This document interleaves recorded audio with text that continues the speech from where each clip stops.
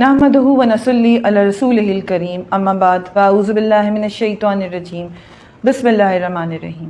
السلام علیکم، میں ایس ایم پبلک اکیڈمی کی سیکنڈری ٹیچر ارم عمران۔ یوم آزادی کے حوالے سے پاکستان، ہماری آزادی اور ہماری ذمہ داریاں۔ پاکستان اللہ رب العزت کی طرف سے نہ صرف پاکستانیوں کے لیے بلکہ عالم اسلام کے لیے نایاب تحفہ ہے۔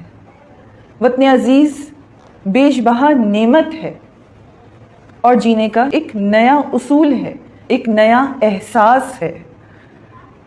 الحمدللہ ہم مسلمان ہیں، ہمارا پاکستان اسلام کا قلعہ ہے۔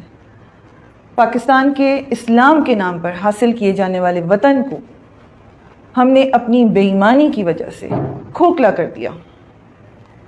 اب وقت ہم سے وطن عزیز کے لیے خلوص، ایمانداری، وفاداری اور قربانیاں مانگ رہا ہے۔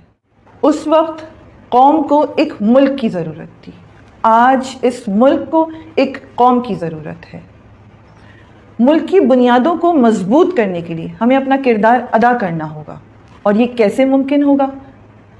تعلیم کے میدان میں ہمیں آگے بڑھنا ہوگا، اخلاق و کردار کو اعلیٰ بنانا ہوگا، اپنی زندگیوں کو قرآن و سنت کی روشنی سے سنوارنا ہوگا، منور کرنا ہوگا۔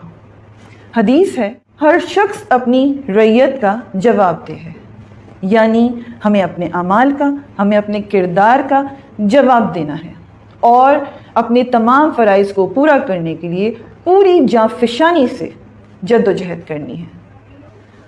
مختصر یہ کہ یوم آزادی خود فراموشی کا نہیں، خود احتسابی کا نام ہے، حوصلہ ہارنے کا نہیں، ہمت سے، جذبے سے آگے بڑھنے کا نام ہے۔